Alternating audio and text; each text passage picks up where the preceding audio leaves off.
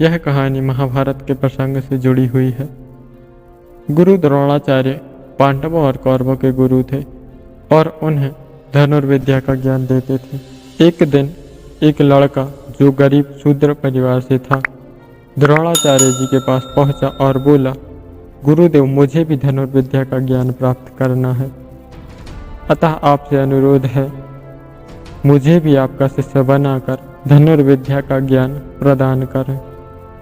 किंतु द्रोणाचार्य ने उस लड़के को अपनी व्यवस्था बताई और कहा कि वो किसी और गुरु से शिक्षा प्राप्त कर ले।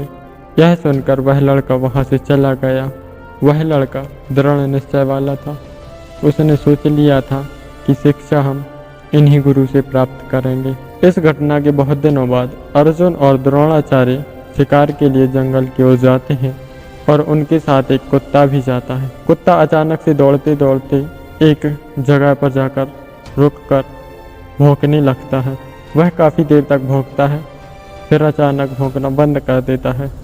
अर्जुन और गुरुदेव को यह कुछ अजीब सा लगता है। वे उस स्थान की ओर बढ़ जाते हैं जहाँ से कुत्ते के भौंकने की आवाज़ आ रही थी। उन्होंने वहाँ जाकर जो देखा वह एक अविश्वसनीय घटना थी। किसी ने कुत्ते को बिना चोट पहुँचाए उसका मुंह तीरों के माध्यम से बंद कर दिया था और वह चाहकर भी नहीं भौंक सकता था। यह देखकर द्रोणाचार्य को आश्चर्य हुआ और सोचने लगे कि इतनी कुशलता से तीर चलाने का ज्ञान तो मैंने मेरे प्रिय शिष्य अर्जुन को भी नहीं दिया और ना ही ऐसे भेदने वाला ज्ञान मेरे अलावा यहाँ और कोई जानता है। तो फिर ऐसी अविश्वसनीय घटना कैसे घटी? तभी सामने से एक लड़का अपने हाथों में तीर कमान लिए आ रहा था। ये देखकर तो गुरुदेव और भी ज़्यादा चौंक गए, क्योंकि ये लड़का वही लड़का था जिसको गुरुदेव ने अपनी व्यवस्था बताई थी और अपना शिष्य बनाने से इनकार कर दिया था। द्रोणाचार्य ने उस लड़के से पूछा, बेटा तुमने ये सब कैसे कर दिखाया?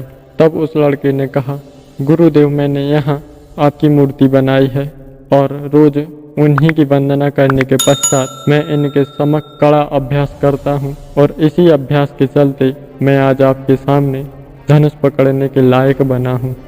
गुरुदेव ने कहा, तुम धन्य हो, तुम्हारे अभ्यास ने ही तुम्हें इतना श्रेष्ठ धनुर्धर बनाया है और आज मैं समझ गया कि अभ्यास और परिस्थितियाँ ही इंसान का सबसे बड़ा गुरु होती हैं।